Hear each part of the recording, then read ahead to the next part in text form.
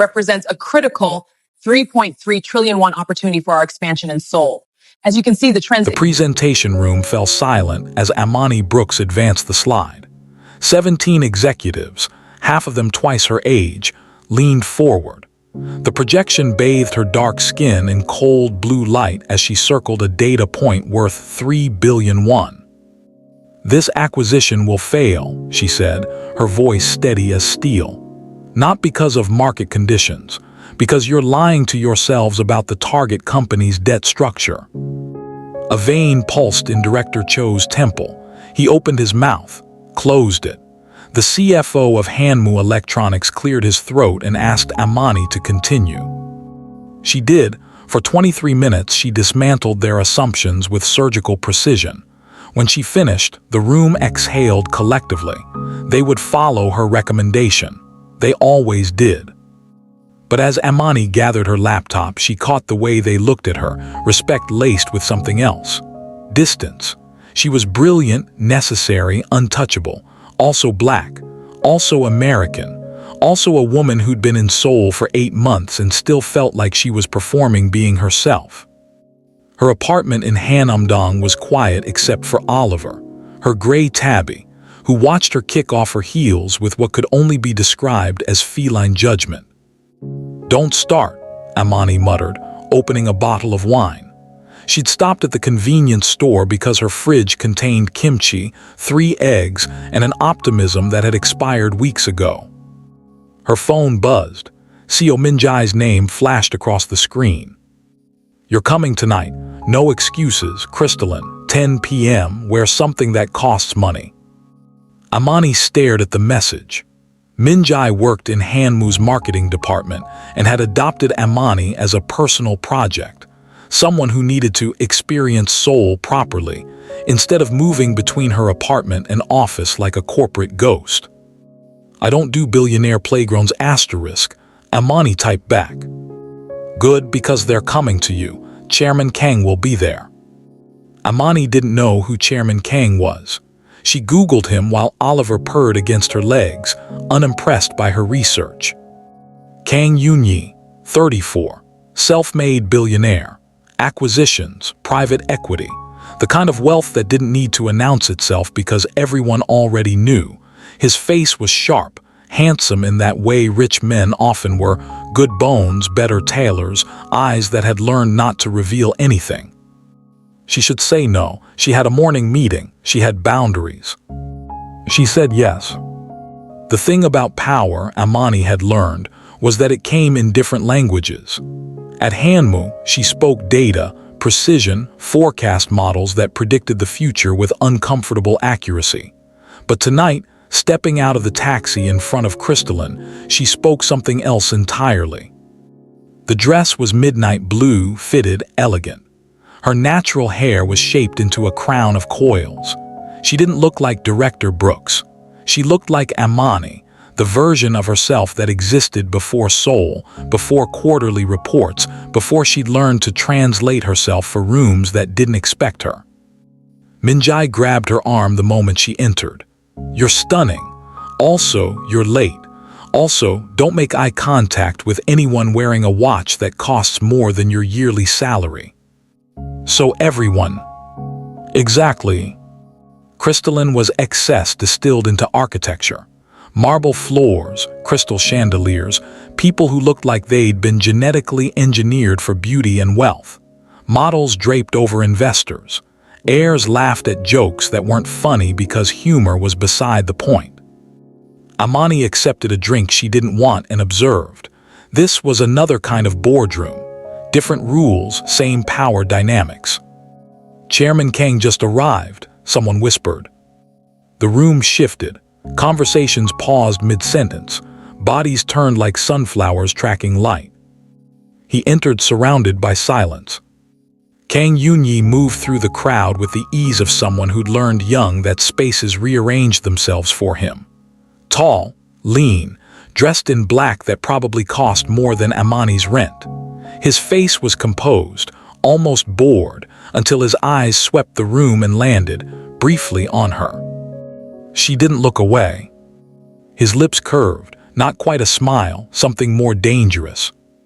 "We're playing a game," Minjai announced, suddenly appearing with champagne and chaos in her eyes. "Musical chairs, very exclusive, very ridiculous, very you." "I don't." "You do now." 12 chairs, 30 people, music that probably cost someone signing bonus. Amani found herself in the circle because Minjai had physically pushed her there, and because some part of her, the part that had survived boardrooms and microaggressions and men who thought her competence was negotiable, wanted to play. The music started. Pop, expensive, mindless. People circled the chairs with the kind of manufactured excitement that came from having nothing real to lose. Amani moved, aware that every eye in the room was watching. Not because of the game, because she was different. Because her presence here was unexpected. Because... The music stopped. She sat on someone's lap. Not someone. Him. The room went silent. Amani felt the expensive fabric of his suit under her thighs, the absolute stillness of his body, the way his breath didn't change even as hers caught. She should move, apologize, laugh it off. Instead, she turned her head and looked at him directly. His eyes were dark, endless, amused. "You're not moving." "Neither are you." Something flickered in his expression. Surprise, interest. He laughed, a low, private sound that made her spine straighten. "Kang Yunyi," he said. "I know who you are. And yet you're still sitting on me." Amani stood, smoothing her dress with deliberate calm. "The game didn't specify where to sit. I chose correctly." His smile widened. "Director Brooks, isn't it? Hanmu Electronics, Analytics. You told the executive board they were idiots 3 weeks ago." "I told them their acquisition strategy needed revision." "Same thing." The crowd had resumed breathing. Minjai was somewhere behind her, probably filming this for blackmail purposes. Yunyi stood, and standing, he was taller than she'd expected. "I'd like to buy you a drink, somewhere quieter." "Why?" "Because you sat on a billionaire and didn't apologize." "Should I have?" "Most people would have." Amani considered him, the expensive suit, the easy confidence, the danger of men who thought money made them inevitable. "I'm not most people." "I'm aware." The VIP lounge was quieter, darker, more intimate. Floor-to-ceiling windows overlooked Seoul's glittering sprawl. Yunyi poured whiskey that probably cost more than her flight to Korea. "So," Amani said, accepting the glass, "you're a billionaire." "Generally, yes." "Self-made." "Does it matter?" "Always." He studied her with an intensity that made her skin warm. "Yes, self-made, started with nothing, built an empire that terrifies people who matter." "And you want to, what, impress me with that?" "No." He sat across from her, close enough that she could smell his cologne, subtle, expensive, designed to linger. "I want to know why you're here. Your city, your party." "This isn't my party. I don't own crystalline. I just..." He paused, choosing words carefully. "I exist in spaces like this because power requires presence." Amani sipped her whiskey. It burned perfectly. "And what does power require from me?" "Nothing." His voice softened. "I'm not asking for anything." "Everyone asks for something." "Then consider me curious. You walked into that boardroom and eviscerated men who have been making decisions longer than you've been alive. You don't socialize. You don't network. You certainly don't go to parties like this. Yet here you are. My friend dragged me." "Your friend gave you an excuse." She wanted to be offended. Instead, she was intrigued. "You've done research on me." "I research everyone who interests me." "And I interest you." "Profoundly." Before you continue this story, please take a moment to subscribe to the channel, hit that like button, and drop a comment below telling us what you think will happen next. Your support keeps these stories coming, and we love hearing your predictions. Amani set her glass down.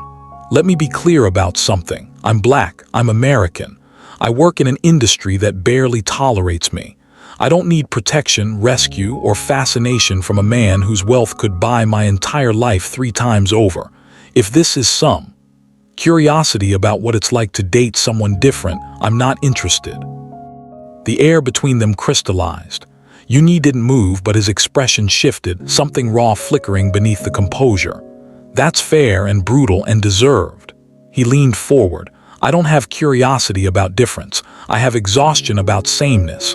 Every person I meet wants something: money, access, association. You looked at me tonight like I was ordinary, like my wealth was irrelevant. It is irrelevant. To you maybe, not to anyone else. Then you're surrounded by the wrong people. He laughed, genuine this time, and the sound transformed his face, made him younger, human. Yes, I am. They sat in loaded silence. Seoul glittered below them, indifferent to their conversation. Have dinner with me, Yunyi said finally. Somewhere quiet, no games, no crowds, just conversation. Why? Because I'd like to know more about the woman who sits on billionaires, without apologizing. Amani smiled despite herself. Tomorrow, 7 p.m., you choose the place but nothing ostentatious. I want quiet. Done. She stood. He stood with her. For a moment they faced each other, and Amani felt the pull, dangerous, electric, the kind that preceded mistakes and stories people told for years. Director Brooks. Yes. Thank you for not apologizing. The restaurant was tucked into a quiet Gangnam side street, the kind of place that didn't advertise because its clientele didn't need directions. Private, expensive, empty except for them. Yunyi was already there when Amani arrived, and something about that felt significant. Men like him made people wait. Yet here he was, standing when she entered, pulling out her chair himself. No staff, she asked. I asked them to give us privacy. They'll bring courses when we're ready. That's too much. I was going to say controlling, but sure, we'll go with too much. He smiled, sitting across from her. I'm used to managing environments. It's reflexive. You mean you're used to people doing what you want? Yes. At least he was honest. The food arrived in courses, each more exquisite than the last. But Amani barely tasted it. She was too focused on the man across from her, the way he listened like her words mattered, the way he didn't interrupt or redirect or perform. Tell me about Seoul, he said. Why you came? Temporary assignment. Hanmu needed someone to fix their analytics division. I had the skills, wanted the experience. And after? Back to the States probably, or somewhere else. I don't. She paused, fork suspended. I don't stay anywhere permanently. Why not? Because permanence requires belonging, and I've spent my life being exceptional instead. Yunyi set down his glass carefully. Exceptional is lonely. So is wealth. Yes. They held each other's gaze. Something unspoken passed between them, recognition maybe. Two people who'd learned to translate themselves for worlds that didn't quite fit. I need to tell you something, Yunyi said, his voice dropping. Every relationship I've had has come with an agenda. Women who want access, men who want partnerships. Everyone sees my worth before they see me. It's exhausting, and it makes me suspicious. Of me. Of my own judgment, because I want to believe you're different, but wanting something doesn't make it true. Amani put down her fork. Then don't make me pay the price for other people's agendas. I'm here because I find you interesting, not because I want something from you. If that changes, I'll tell you. And if you can't trust that, we should end this dinner now. He stared at her. I don't know how to say this without sounding like an idiot, but you're unlike anyone I've ever met. Is that a compliment? It's a fact. Then here's another fact. I don't do power games. I don't do secrets. And I don't let men, billionaire or otherwise, decide what's best for me. If we do this, whatever this is, you treat me as an equal, not as someone to protect or manage or hide. That's fair. Is it something you can actually do? Yoon considered this, really considered it. I don't know, but I'd like to try. Then we'll try. They did try. For weeks that folded into each other like origami, intricate, beautiful, fragile. Yoon sent his car for her after work. Not every day. Just enough that Amani started recognizing his driver, a quiet man named Kim who never asked questions. They'd drive to Yoon's penthouse in Hanamdong, and she'd find him cooking, badly, or reading, or standing by the windows watching Seoul move below him. You were supposed to never mind, she said one evening, finding him burning pasta. Supposed to what? Be good at everything. He grinned, boyish and caught. I'm good at making money. Everything else is negotiable. They'd order delivery and talk. About his childhood in Busan, raised by a single mother who cleaned offices at night so he could attend school during the day. About Amani's parents in Atlanta, professors who'd given her books and expectations in equal measure. About the weight of being first in the family to build wealth, first black woman director at Hanmu, first to carry the dreams of people who'd sacrificed everything. It's heavy, Amani admitted one night, wine loose and honest. Being exceptional all the time, never getting to just be. Yoon pulled her closer on the couch. Then be here with me. And she tried. She let herself laugh at his terrible cooking. Let herself fall asleep against his shoulder while they watched films she didn't understand because the subtitles moved too fast. Let herself imagine what permanence might feel like. But Seoul had other ideas. It started small. A photographer at a restaurant, her name mentioned in a gossip blog, mystery woman with Chairman Kang. Min-jae called, concerned. Amani, people are talking, is this? Are you sure? I'm sure. But she wasn't, not entirely. The attention escalated. Someone leaked her work address. A stranger approached her in the Hanmu lobby asking about Yoon. Security had to escort them out. Yoon's response was immediate and totalitarian. He hired private security, restricted her movements, started sending Kim to pick her up for work, not just afterward but before. This is too much, Amani said, standing in his penthouse, arms crossed. I didn't agree to this. You're being followed. By photographers, not assassins. You don't understand the kind of attention. Then explain it instead of controlling it. He stopped, turned from the window. I'm trying to protect you. I don't need protection.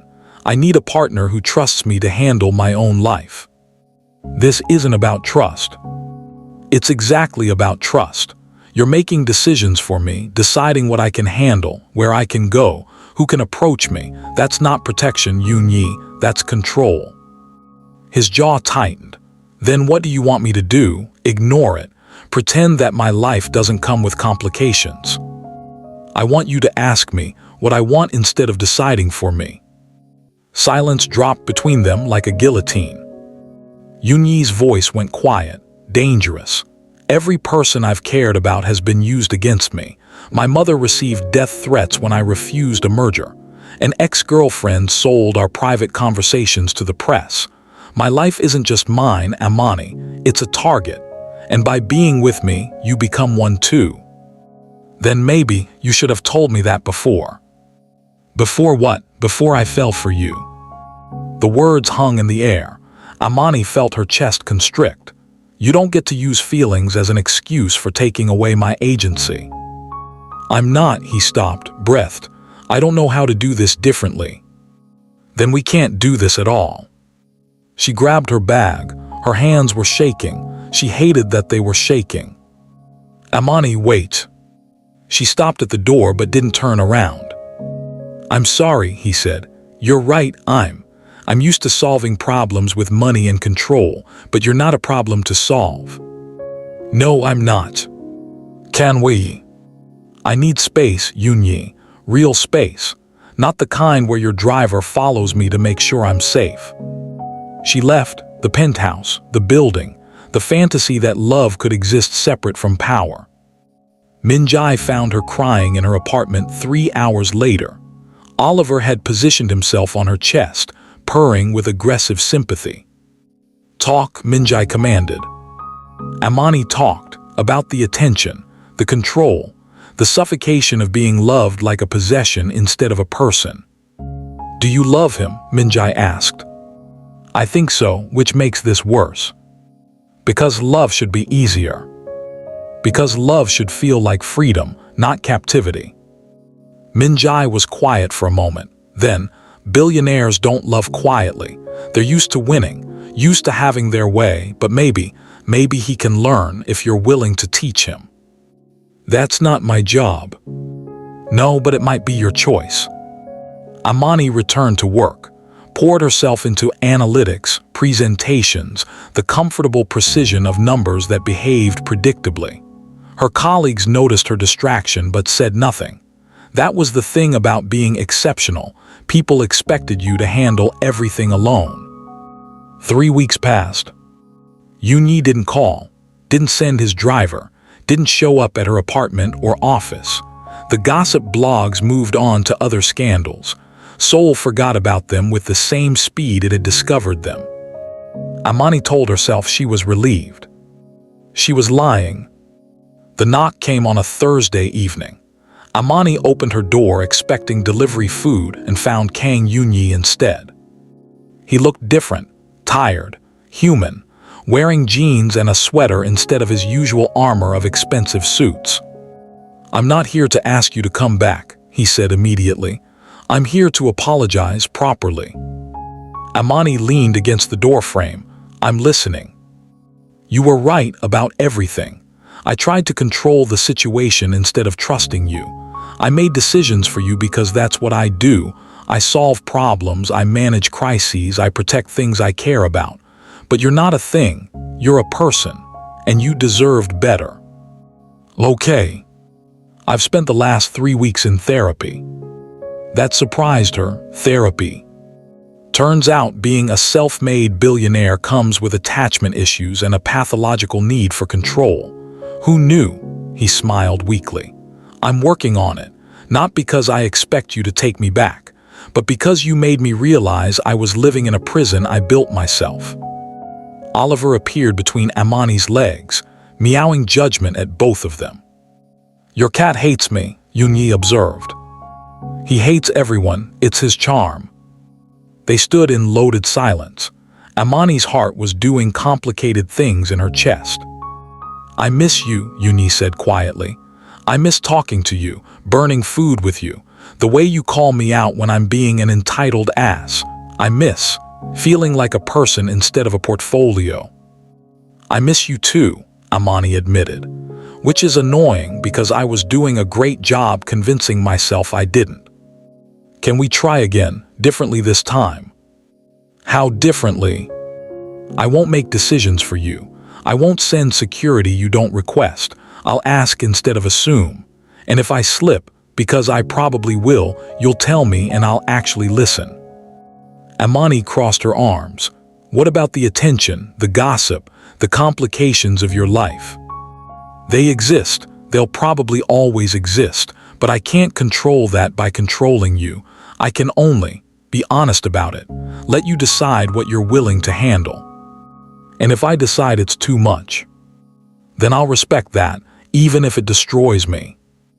The vulnerability in his voice cracked something in her chest. "Come in," she said. They sat on her couch, the same couch where she'd cried 3 weeks ago. Oliver positioned himself between them, a furry chaperone ensuring appropriate distance. "I need you to understand something," Amani said. "I don't fit easily into anyone's life. I'm difficult. I'm ambitious. I don't compromise on my career or my independence, and I won't shrink myself to make your life easier. I don't want you to shrink. I want you exactly as you are. Even when I'm difficult. Especially then." She studied him, the exhaustion around his eyes, The way his hands rested on his knees instead of reaching for her. The space he was giving her to choose. "I want to try again," she said finally, but slowly. No grand gestures, no private jets or expensive gifts, just us, figuring out if this works without the performance. "I can do slow." "Can you? Because you seem like a man who's used to getting what he wants immediately." "I'm learning patience," he smiled. "Therapy, remember." "How very emotionally evolved of you." "I'm trying to impress you." "It's working." They talked until midnight, about boundaries, about what partnership meant when one person had billions and the other had principles, about how to love someone without losing yourself in the process. When Yoonhee finally left, he kissed her forehead, gentle, reverent, like she was something precious he'd almost lost. "Good night, Amani." "Good night." The door closed. Oliver meowed his disapproval. Amani smiled despite herself and texted Minjai, "We're trying again. Send help." Minjai's response was immediate, "I'll plan the wedding." "Absolutely not." "Too late, I've already chosen your dress." The weeks that followed were different, quieter. Yoonhee came to her apartment instead of sending his car. They cooked together. He was getting marginally better at not burning things. They walked through Seoul's neighborhoods like ordinary people, drawing stares but ignoring them. He met Minjai properly, survived her interrogation, and earned her conditional approval when he admitted he was absolutely terrified of screwing this up again. Amani met his mother, a tiny, fierce woman who looked at her son with the kind of love that had survived poverty and sacrifice and impossible dreams realized. "You make him human," Mrs. Kang said in careful English, holding Amani's hands. "Thank you." They fought sometimes, about schedules, about his tendency to solve her problems without asking, about her refusal to accept help even when she needed it, but they fought fairly, and afterward they talked. "I'm still learning," Yoonhee admitted one evening, wrapped around her on the couch. "Good, so am I." "Learning what?" "How to let someone in without losing myself." He kissed her temple. "You won't, you're too stubborn." "Is that a compliment?" "It's my favorite thing about you." Oliver meowed from his perch, apparently agreeing. 6 months later, Amani's assignment at Hanmu was ending. She had offers, 3 in Seoul, 2 in Singapore, 1 in New York that would have been her dream job a year ago. "What do you want to do?" Yoonhee asked. They were in his penthouse, Seoul spread below them like a promise. "I don't know, that job in New York is incredible, but Seoul has you." "I have offices in New York." "You'd move." "I'd follow you anywhere, but only if you want me to." Amani turned to face him. "You'd really leave Seoul, your empire, your entire life." "My life is wherever you are." He touched her face gently. "I spent years building wealth because I thought that would make me happy, make me safe, make me enough. And then I met you and I realized I'd been building a prison. You didn't see my money, you saw me, and that was worth more than anything I'd ever acquired." That's really unfair. You can't say things like that and expect me to think clearly." He smiled. "Take the Seoul job or don't. Take New York or Singapore. I'll make it work. We'll make it work. Because you're not giving up your career for me and I'm not asking you to. What if I want to stay?" "Then stay." "Just like that. Just like that." She kissed him, long and deep and full of everything she couldn't quite say yet. "I'm taking the Seoul job," she said against his mouth. "But not for you, for me, because I like who I am here, who I've become." "Good." "Also because the salary is obscene, and Minjai will murder me if I leave." Practical and loyal, my favorite combination. They stood together, watching the city pulse with light and life. Oliver was probably judging them from Amani's apartment across town, but they'd learned to live with his disapproval. "I love you," Yoonhee said quietly. "I should have said it before, without the drama or the complications, just, I love you, Amani Brooks." Her throat tightened. I love you too, even when you're being an entitled billionaire. Especially then. Don't push it. He laughed, and the sound filled the space between them with something that felt like home. Seoul stretched out below, indifferent and eternal. Somewhere in the distance, neon signs flickered. Traffic moved like blood through veins. The city breathed and lived and continued as it always had, as it always would. But here, in this moment, Amani felt something she hadn't felt in years, settled, not trapped or confined, but rooted, like she'd finally found a place where both versions of herself, Director Brooks and Amani, the exceptional and the ordinary, could exist without translation. Thank you, she said. For what? For learning, for trying, for letting me be difficult. Always, he pulled her closer. Besides, I like you difficult, easy is boring. You would say that. It's true. They stood together as Seoul hummed below them. Two people who'd learned that love wasn't about money or protection or control. It was about seeing someone fully, their brilliance and their flaws, their strength and their fear, and choosing them anyway. Again, and again, and again. Oliver would approve eventually, probably, maybe, or he'd continue judging them with feline superiority while accepting their worship. Either way, it was enough. Thanks for watching. If you enjoyed this story, don't forget to subscribe to the channel, smash that like button, and let us know in the comments what you loved most about Amani and Yoonyi's journey. Your support means everything. Some men bend the world with money. Some women stand inside it with truth. And sometimes love begins when neither asks the other to kneel.